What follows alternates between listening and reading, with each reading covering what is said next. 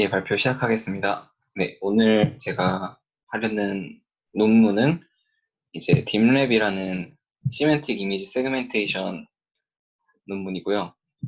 어, 이게 목차인데 준비를 하다 보니까 이제 베스트 RCNN 같은 계열의 논문들처럼 버전이 이제 여러 가지가 있더라고요. 그래서 사실은 좀 비슷비슷 겹치는 내용이 많기 때문에 금방금방 넘어갈 수 있을 것 같다고 생각을 해서 준비를 했고요. 그래서 이 각각의 이제 서로 이제 레퍼런스를 서로 막 다는데 알고리즘 이름을 편하게 하기 위해서 이제 보통 이제 이런 식으로 부를 예정입니다. 네. 들어가기 앞서서 이게 무엇을 하는 이제 알고리즘이고 어떤 분야인지에 대해서 먼저 설명을 드리도록 하겠습니다. 이거는 이제 코코DB라고 있는데 거기서 이제 그 페이퍼에 있는 그림인데 여기 보시는 시멘틱 세그멘테이션, 시멘틱 세그멘테이션이 이제 오늘 소개하려는 논문의 알고리즘인데, 그러니까 이미지가 있으면 전체 픽셀을 이제 라벨링을 해서 어떤 라벨인지를 클래시피케이션 하는 작업이 되겠습니다. 비슷한 것으로 이제 다음 보시는 것과 같이 이제 인스턴트 세그멘테이션이라는 분야도 있는데, 좀 찾아봤는데, 이제 이쪽은 약간 오브젝트 디텍션 쪽에 가깝더라고요. 그래서 이제 이런 백그라운드 같은 경우에는 일단은 오브젝트 아니기 때문에 라벨링을 하지 않고, 그래서 마스크 RCN 같은 알고리즘들이 이제 이쪽 워크가 되겠습니다. 그래서 오늘은 이제 시멘틱 세그멘테이션에 대해서 소개를 하겠습니다. 저번 주에 있었던 이제 ICCV에서 코코 관련된 워크샵을 했었는데 거기에 나온 슬라이드를 제가 좀 가져봤는데 이제 거기서 분류를 잘 해놨더라고요. 오브젝트 디텍션, 그다음에 시멘틱 세그멘테이션으로 나눠져 있고, 이제 제가 보니까 이제 오늘 제가 준비한 논문들은 이제 이쪽에 시메틱 세그멘테이션에서 이제 다이레이티드 넷 계열의 논문들을 소개를 하도록 하겠습니다. 그 전에 이제 먼저 성능 평가를 할 때 이미지 클래시피케이션처럼 이제 어큐러시 그런 성능 평가처럼 좀 대표적인 이벨루에이션 매트릭이 있는데 이제 인터섹션 오버 유니온이라고 해서 이렇게 그라운드 트루스의 라벨이 있고 이제 예측하는 라벨이 있으면 이 겹치는 정도가 이 전체 영역 비율 대비 어느 정도 되는지를 이제 퍼센테이지로 나타내게 됩니다. 그래서 이것을 이제 성능 평가로 쓰게 되고, 그 다음에 또 짚고 넘어가야 할 것이 이제 주로 사용되는 DB들. 그 중에서 제가 이제 파스칼 VOC 2010이랑 시티스케이프 데이터셋을 가져왔는데, 이 두 개의 DB를 논문에서 가장 많이 실험을 하더라고요. 그래서 이렇게 가져왔고, 이제 파스칼 VOC 같은 경우는 이렇게 20개 정도의 클래스가 있는 걸로 알고 있는데, 이렇게 픽셀별로 라벨링이 되어 있고, 이거는 리더보드인데, 이제 보시는 것 같이 딥랩 3가 리더보드 제일 위에 올라와 있더라고요. 그래서 이게 오늘 마지막으로 소개해 드릴 것 같고, 다음에 시티스케이프 DB는 이제 다음과 같이 라벨링이 되어 있습니다. 특징은 이제 파스칼 VOC 같은 경우는 백그라운드는 좀 이제 주로 안 돼 있고 오브젝트 중심으로 되어 있고, 시티스케이프는 이제 뭐 길, 뭐 하늘, 이제 벽 이런 것도 다 되어 있다는 것이 좀 특징이 되겠습니다. 여기도 리더보드가 있는데 이제 픽셀 레벨 세그멘테이션이 이제 오늘 제가 설명드릴 시멘틱 세그멘테이션이고요. 딥랩 이 두 개는 뭐 뭔지 잘 모르겠는데 딥랩 3가 이제 거의 최상위권에 있었고, 인스턴트 레벨 세그멘테이션은 이제 오브젝트 디텍션 쪽에 가까운데 여기는 마스칼 CNN이 탑 랭크에 있었던 걸 확인할 수가 있었습니다. 그래서 오늘 제가 소개해드릴 이제 메인 논문의 제목은 이제 이렇게 되고요. 이제 이 논문이 파미에 이제 억셉이 됐더라고요. 여기 보시는 것과 같이 제목에 알고리즘 3개가 명시가 되어 있는데 Deep Convolutional Net, 그다음에 Atrous Convolution, 그다음에 Fully Connected CRF 이렇게 3가지가 있는데 이것을 이제 먼저 하나하나 3가지를 먼저 설명을 드릴 예정이고, 그게 설명드리는 요 3가지 틀에서 크게 이제 안 벗어나더라고요, 다른 알고리즘들이. 그래서 이제 그 뒤에 여러 가지 네트워크들을 소개를 할 예정입니다. 그래서 네, 이렇게 진행할 예정이고요. 먼저 이제 FCN이라고 불리는 플리 컨볼루션 네트워크에 대해서 먼저 간단하게 설명을 드리자면 이제 이거 2014년에 나왔던 논문이고 대부분의 이제 이런 댄스 프레딕션 알고리즘들이 베이스라인으로 많이 삼고 가는 논문이고요. 먼저 이제 들어가기 전에 이 시메틱 세그멘테이션이라는 게 결국 픽셀 레벨의 이 클래시피케이션이지 않느냐라는 이제 질문을 할 수가 있는데 기존의 이제 딥러닝 알고리즘들을 보면 이미지 클래시피케이션을 중심으로 이제 발전을 해왔는데 픽셀 레벨 클래시피케이션이면 픽셀 주변을 이제 패치로 삼아서 그냥 이미지 클래시피케이션 네트워크에 집어넣으면 잘 되지 않을까 이제 이런 생각에서 이제 시작을 했습니다. 근데 이게 어떻게 보면 좀 비효율적이죠. 그래서 이제 네트워크 구조를 이제 좀 활용하면서 이제 이런 작업을 할 수가 없을까 해서 나온 알고리즘인데 그래서 결국에는 프리 커넥티드가 들어가 있는 어떤 부분을 프리 컨볼루셔널로 바꿔서 해보자 라는 게 출발점입니다. 그래서 이제 이제 VGG16이라는 이제 이미지 클래시피케이션 네트워크를 간단히 도식화를 해봤는데 컨볼루션과 풀링을 통해서 이제 피처를 뽑고 마지막에 이제 풀리 커넥티드를 통해서 최종 클래스를 예측을 하게 됩니다. 근데 이제 이거를 우리가 세그멘테이션에 적용을 한다고 생각을 해봤을 때 이제 1x1 결과를 결국엔 출력을 하는 것이기 때문에 이제 위치 정보를 활용을 할 수가 없게 됩니다. 그래서 이제 여기서 제시하는 아이디어는 1x1 컨볼루션을 적용을 마지막에 해서 마지막에 7x7의 어떤 피처 맵이 나오겠죠. 이거를 업샘플링을 해서 이제 픽셀별로 라벨이 이제 그라운드 트루스가 있을 테니까 그거와 비교를 해서 학습을 하면은 이제 위치 정보를 활용할 수 있지 않을까. 결국에는 이게 컨볼루션이라는 연산의 특징이죠. 1x1 컨볼루션을 통해 가지고 최종 마지막 단에 그 피처 맵을 이용하겠다라는 게 결국엔 기본적인 아이디어가 됩니다. 근데 이제 또 하나의 장점이 있는데 이걸 이렇게 하게 되면 이 풀리 커넥티드를 먼저 생각을 해보시면은 이제 웨이트 개수가 이거에 디펜던트하게 웨이트 개수를 정해지게 되는데 컨볼루셔널 필터는 이제 필터를 학습하는 것이기 때문에 이미지 인풋이랑 아웃풋의 크기에 영향을 많이 받지 않게 됩니다. 그래서 보시는 것과 같이 만약에 인풋이 224x 224가 아니라 32x 32가 들어오면 이제 이런 식으로 1x1 히트맵을 얻을 수 있겠죠. 그러니까 이 말은 임의의 사이즈를 처리할 수가 있게 된다라는 뜻이 됩니다. 그래서 이 네트워크를 보시면 이제 32분의 1로 이제 사이즈가 줄어들게 되고 그래서 32 업샘플 해서 이제 학습을 하자라는 게 기본적인 아이디어가 되겠습니다. 네, 그래서 이제 이렇게 했더니 결과가 이렇게 이제 나왔다고 합니다. 그라운드 트루스가 이렇게 되고요. 근데 이제 보시는 것과 같이 굉장히 이제 해상도가 떨어지는 것을 이제 확인을 할 수가 있는데 이건 당연한 게 이제 32배로 줄어든 게 풀링 레이어를 여러 번 거치게 돼서 이제 피처가 너무 코알스해진다라는 것입니다. 그래서 이제 논문에서는 스킵 커넥션이라는 걸 추가를 했는데 그러면은 이 마지막 풀링을 하기 전에 피처 맵을 이제 사용을 해서 스킵 레이어처럼 연결해가지고 16배만 업샘플을 해서 해보자라고 해서 결과가 이제 조금 더 디테일이 살아나는 것을 보실 수가 있고요. 추가적으로 이제 그 전 단계 풀링 하기 전 단계 피처 맵까지 4x4 맵까지 사용을 해가지고 8배만 업샘플을 해서 사용을 하자라고 했던 게 이제 FCN 8S라고 되어 있는 논문에서 이제 가장 좋은 성능을 보였던 결과물이 되겠습니다. 그래서 이제 이게 이제 기본적으로 FCN이라는 알고리즘에서 처음 제시했던 그 결과고요. 이제 뒤에 나오는 논문들도 다 이 풀리 컨볼루셔널 아이디어를 사용을 하게 됩니다.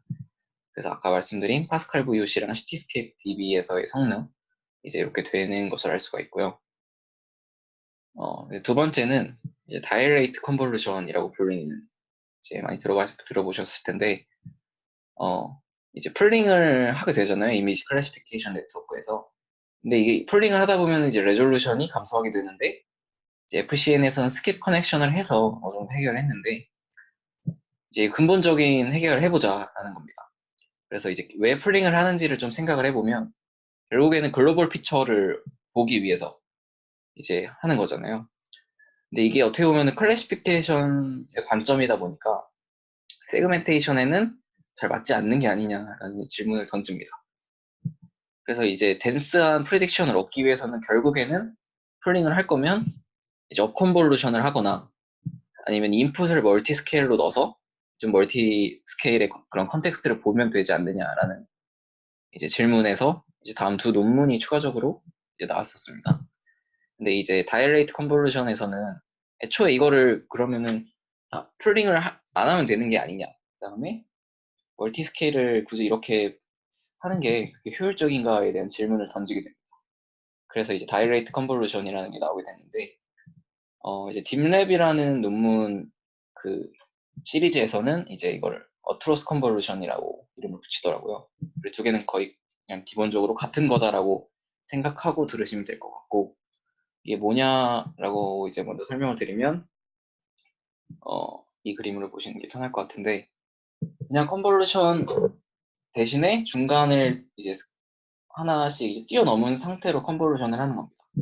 그냥 컨볼루션에서 이 결과를 얻기 위해서 주변 3픽셀을 활용을 했다면, 다이레이트 컨볼루션은 이 2픽셀을 일단 뛰어넘고 이제 하나를 띄어서 이제 이렇게 5픽셀을 보겠다. 근데 실제로 계산을 할 때는 이 3픽셀을 이용해서 이 결과물을 얻어내는 것입니다.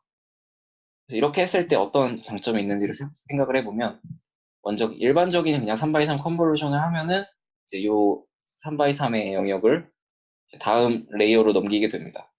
근데 이 뒤에다가 요 설명을 안 했는데, 요 간격을 레이트라고 하고요. 이 레이트는 이제 앞으로 계속 나오기 때문에 이 간격을 레이트로 한다는 것을 알고 계시면 되겠고, 3x3 컨볼루션을 한 다음에 레이트가 2인 컨볼루션을 하게 되면 3x3 컨볼루션 결과들이 이제 각 픽셀마다 이렇게 저장이 되어 있을 텐데, 그 다음에 하는 컨볼루션은 이제 요 빨간 점에 있는 값만 사용을 하게 됩니다.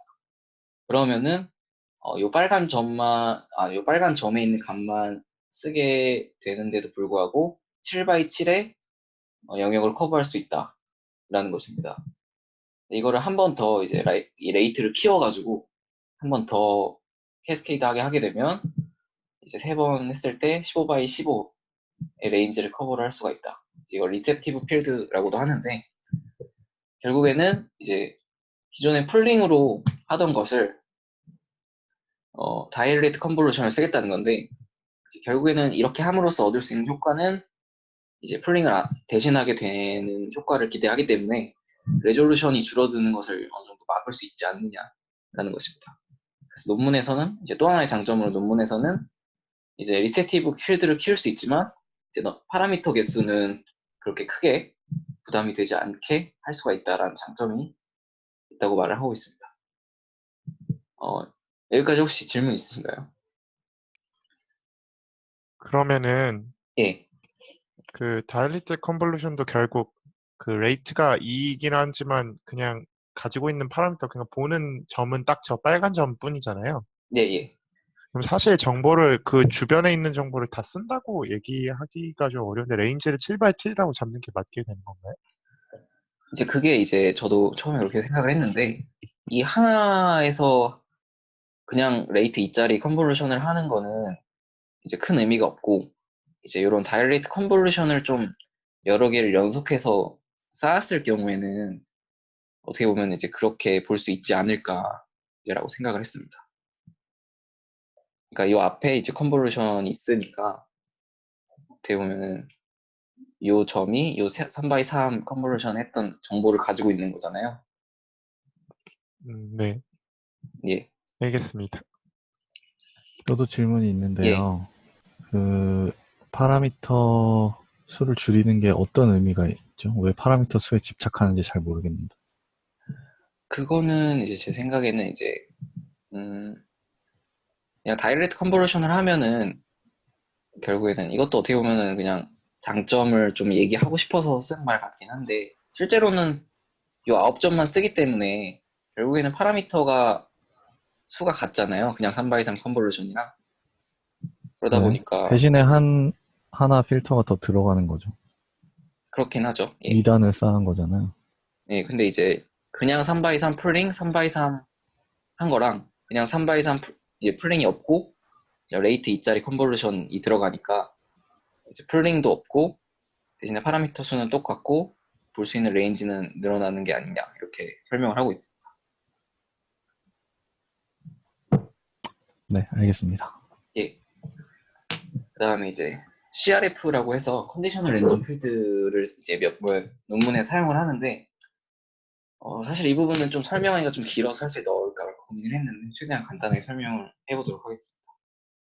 그래서 컨디셔널 랜덤 필드는 이제 확률 모델인데 확률 모델 중에도 그래프 모델이라고 볼 수가 있습니다. 그래서 조인트를 학습하는 모델들이 있고 좀 간단하게 근사를 해서 컨디셔널 확률을 학습하는 모델이 있는데 이제 CRF 같은 경우에는 이제 이 컨디셔널 확률을 학습하는 그래프 모델이라고 보시면 되겠고 결국에는 이제 각 그래프 모델에서 그 노드의 값을 픽셀에 저희는 이제 픽셀 세그멘테이션을 하니까 픽셀을 라벨이라 보고 각 노드의 레이턴트 베리어블 픽셀 값 어떤 뭐 이미지 값 RGB 값이겠죠. 그걸 보고 각 노드 사이를 이제 확률을 모델링 한 다음에 어떤 포스테리어를 최대화하도록 학습을 한다. 이렇게 요약을 할 수가 있는데요. 이게 처음에 세그멘테이션에 이 닙스 2011년에 나온 이 논문에서 사용을 했는데 이게 굉장히 좋은 성능을 보여서 많이 인용이 되고 있는데 이 아이디어를 사실 지금 설명드릴 논문에서 그냥 거의 그대로 가져왔다라고 보시면 될 것 같습니다. 그래서 이쪽에 좀 관심 있으신 분은 이 논문을 좀 보시면 될 것 같고 이 논문에 대해서 좀 요약을 하자면 결국에는 요 포스테리어 확률 값을 최대화하는 게 목적이 되겠고요. 이거는 이제 CRF 어떻게 보면은 일반적인 식인데 요 에너지라고 불리는 요 텀을 미니마이즈 하는 것이 목적이 되겠습니다. 그래서 요 식을 그러니까 기본 이미지에 대한 어떤 라벨 값에 대한 에너지 펑션이라고 보시면 되고 요 텀은 결국에는 이제 모든 픽셀들이 서로 이제 그래프로 연결이 되어 있다. 연결이 되어 있는 상황에서 이제 어떤 확률 값에서 모델링이 되는 건데 본인 그 어떤 그 i라는 픽셀 유너리 텀이랑 그 픽셀과 연결되어 있는 모든 픽셀 풀리 커넥티드 텀 이렇게 나눠지게 됩니다. 근데 이제 이거를 유너리 텀 같은 경우에는 이제 저희가 앞에서 뭐 예를 들면 FCN 같은 걸 써가지고 각 픽셀별로 클래시피케이션을 한 것을 유너리 텀으로 사용을 하고요. 그다음 페어라이즈 텀을 이렇게 추가를 해가지고 학습을 하게 되는데 그래서 식이 좀 복잡한데 이런 식으로 되어 있습니다. 이 페어라이즈 텀이 그래서 웨이트가 곱해져 있고 어떤 커널 펑션이 이렇게 들어가게 있는데 결국엔 이게 에너지 펑션이잖아요.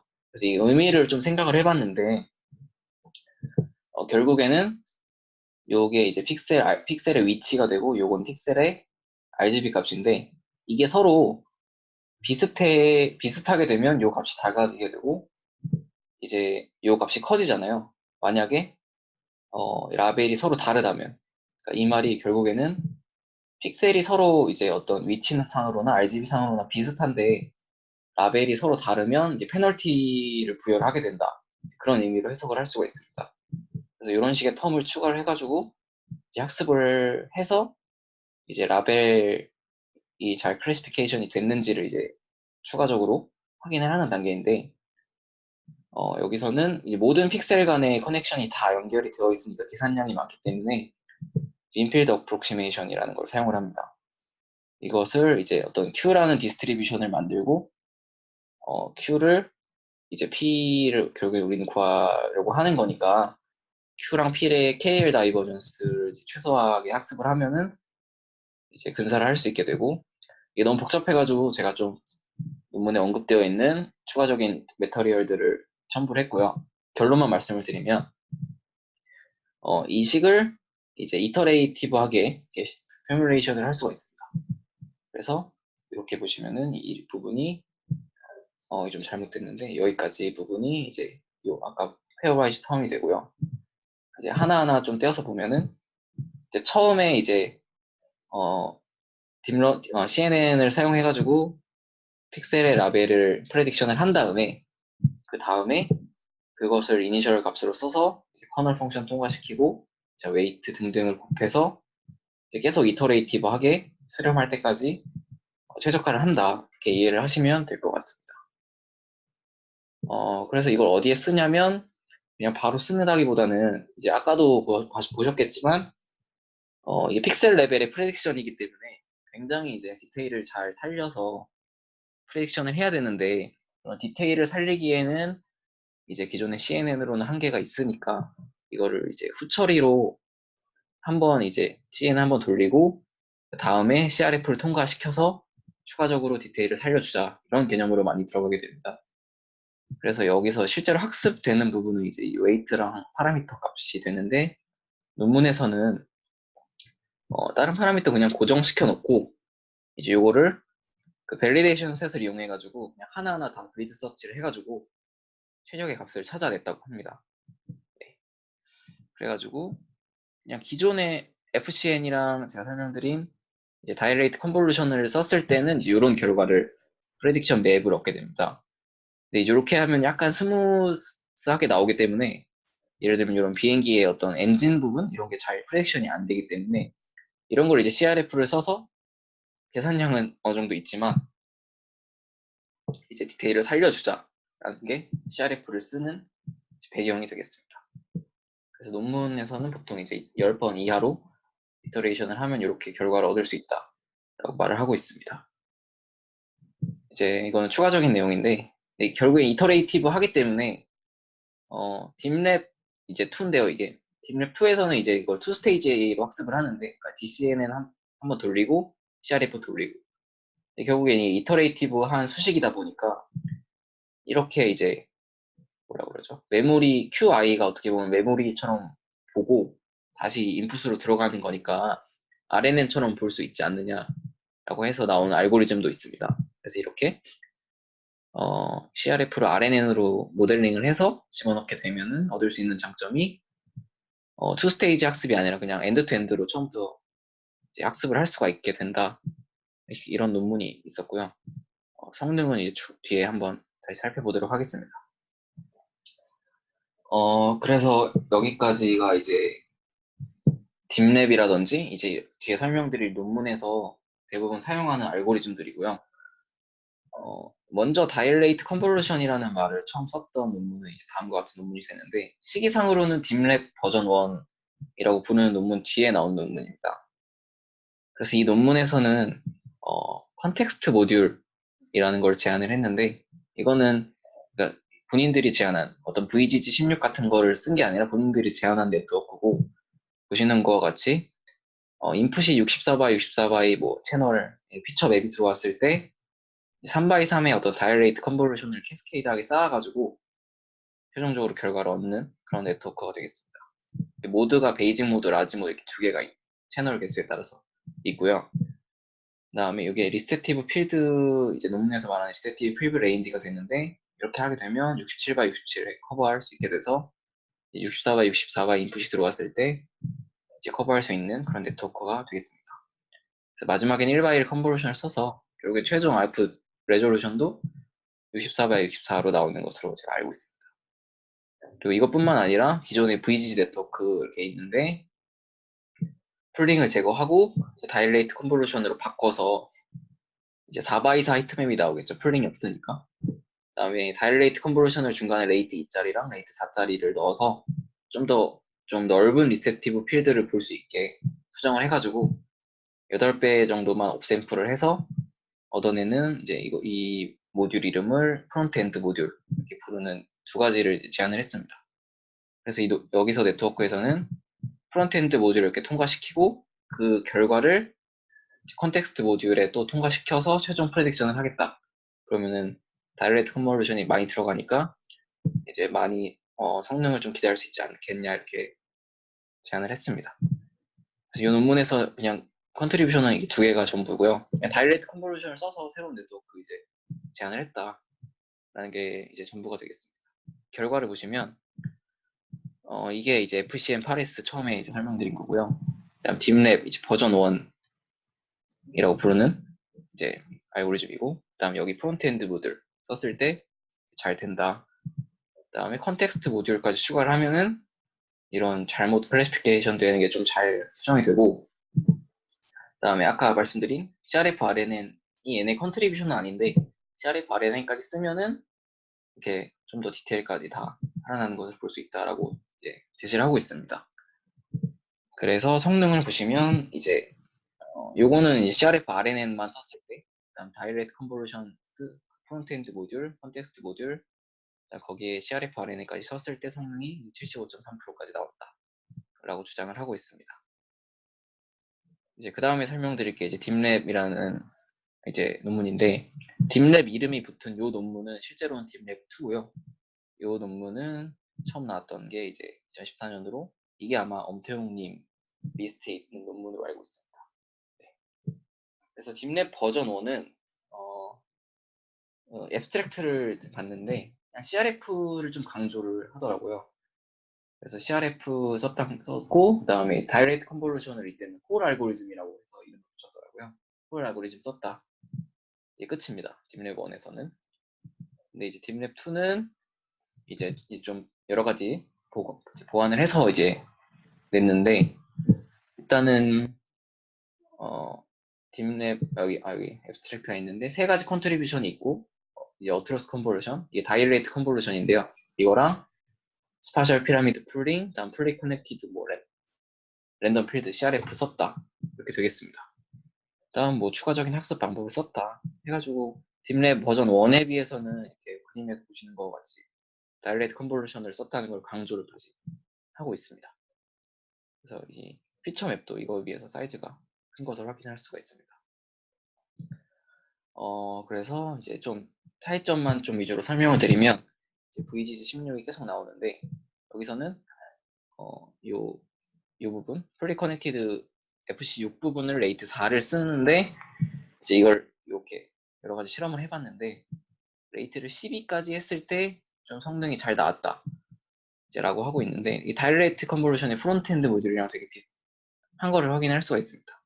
그래서 이게 딥랩 1 때 이제 결과라고 보시면 되겠고, 딥랩 2 때는 이제 ASPP라는 걸 추가를 했는데, 오브젝트 디텍션 알고리즘 중에 이제 스파셜 피라미드 풀링이라는 알고리즘이 있는데, 그거를 이제 거의 그냥 그대로 가져왔다라고 보시면 되겠는데, 다이렉트 컨볼루션 논문에서는 결국에는 풀링을 쓰는 이유가 논문 제목에서 보듯이 멀티 스케일을 보기 위해서다 주장을 하는데, 여기서는 그게 아니라 그냥 다이렉트 컨볼루션을 쓰는 이유는 풀링 대신에 레졸루션을 유지하기 위해 쓰는 게 전부고, 이것만으로 한계가 있다. 그래서 좀 새롭게 제안하는 모듈이다라고 말을 하고 있습니다. 물론 이제 멀티 스케일로 인풋을 넣어주면 성능이 더 좋아지는 건 당연하고, 그래가지고 이제 결국엔 별거 아니고 다이렉트 컨볼루션 레이트를 여러 개를 해가지고 이렇게 패러럴하게 넣어서 합쳐주자. 사실 이게 전부입니다. 그래서 뭐 여러 가지 조합을 했을 때가 있는데, 보시는 것과 같이 그 레이트를 6, 12, 18, 24를 썼을 때 성능이 뭐 제일 좋았다고 합니다.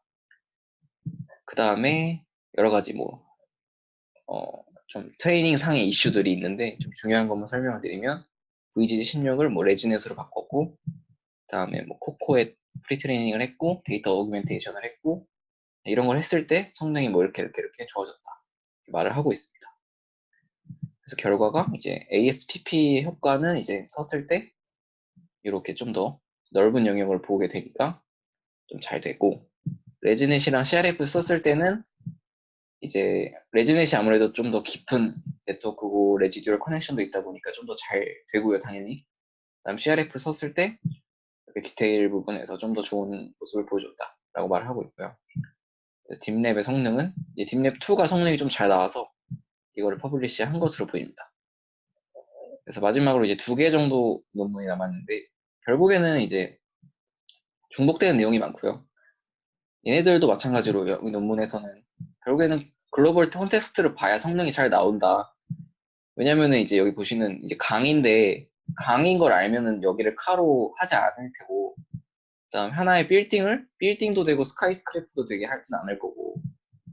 근데 이런 거는 이제 예를 들면 텍스처가 이 침대랑 되게 비슷하니까 예측을 잘 못하는 거고, 이제 이런 거를 디테일부터 이미지 전체 글로벌 피처까지 보면은 당연히 잘 해결할 수 있지 않을까라고 하고 있고, 똑같습니다, 여기도. 네. 다이렉트 컨볼루션이 있는 레진에 써서 피처맵 만들고, 여기는 이제 다이렉트 컨볼루션을 여러 개를 피라미드로 하는 게 아니라 풀링을 이제 여러 개로 피라미드를 해가지고 1바일짜리로 풀링을 하고 2바이 풀링, 3바이 3 풀링, 6바이 풀링해서 이거를 요 피처맵이랑 컨캣을 해서 이제 프레딕션을 합니다.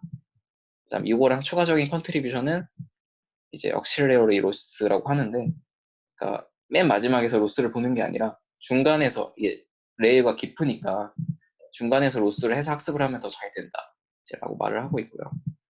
그래서 뭐 에버리지 풀링을 주로 썼다고 하고 레이어 깊을수록 잘 된다고 하고 이제 억실러리 로스를 썼을 때 더 잘 된다. 그래서 이렇게 컨트리뷰션이 됐다라고 말을 하고 있습니다.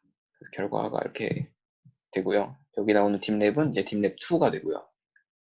딥랩 3가 이제 최근에 나왔는데 여기서는 이제 변화되는 부분만 설명을 드리자면 그냥 레지넷으로 썼는데 이제 아웃풋 스트라이드라고 새로 정의를 했습니다. 이건 뭐냐면 아웃풋 스트라이드가 16이면 원본의 16분의 1 레졸루션까지만 이제 풀링을 하겠다. 그 다음에 멀티그리드라는 걸 추가를 해가지고 레이트를 이제 2, 4, 8 이런 식으로 여기 하나의 블록에 3개의 레이어가 있거든요. 그래서 2, 4, 8 쓰고 여기는 4, 8, 16 레이트 쓰고 여기는 8, 16, 32 쓰고 이런 식으로 캐스케이드하게 좀 더 쌓겠다 라는 것이랑, 그 다음에 ASPP를 좀 수정을 했다. 3x3 레이트가 큰 게 별로 안 좋았다라고 하는데 1x1 컨볼루션으로 바꿨고, 이제 여기 PSP넷에서 이제 글로벌 피처를 썼잖아요. 그래서 그거 똑같이 글로벌 이미지 풀링을 썼다. 그래서 이걸 컨캣을 해가지고 최종적으로 결과를 뽑았다. 그 다음에 어떤 학습 이슈들이 있고, 그다음 부트스트랩이라는 걸 썼는데 이제 바이시클처럼 이제 잘 안 돼, 좀 어려운 애들은 이 데이터 라벨이 아니라 데이터 트레이닝 데이터를 늘려가지고 학습을 하니까 좀 더 됐고, 뭐 JFD 300M이라고 불리는 좀 구글의 데이터셋인가요? 거기에 프리트레인 했더니 더 잘 나왔다 말을 하고 있습니다. 그래서 결국에는 각각을 사용을 했을 때 성능이 어떻게 향상이 됐는지를 얘기를 하고 있는 거고요. 좀 특이한 게 이제 아웃풋 스트라이드 16에 학습을 했는데 8로 테스트를 했을 때 좀 잘 됐다 이런 것까지 좀 있더라고요. 결국에는 근데 이제 논문을 좀 봤는데 결국에는 특이하게도 이제 결국 가장 큰 컨트리뷰션이 이제 이 부분 ASPP 수정한 거랑 배치 노멀라이제이션 썼다 이 뒤에다가 썼다라는 게 사실은 전부였습니다. 딥랩 3에서는. 그래서 성능은 이제 PSP넷이랑 딥랩 3랑 이제 85%대 성능을 냈다라고 말을 하고 있습니다. 파스칼 VOC에서. 그래서 제 예상보다 좀 시간이 빨리 가가지고 좀 설명을 했는데요. 이제 결국에는 다이렉트 컨볼루션이랑 플리 컨볼루션을 기반 네트워크랑 뭐 여기 딥랩 2에서 추가됐던 스파셜 피라미드 풀링 여기서 똑같고 여기 똑같죠. 그런 트레이닝 아이디어들을 추가해가지고 이제 계속 이제 발전이 되어 왔습니다. 그래서 가장 뭐 사이테이션이 많이 됐던 논문은 딥랩 버전 2니까 이제 관심 있으신 분들은 이 논문 중심으로 읽으시면 아마 좋을 것 같습니다. 네. 이제 발표는 여기서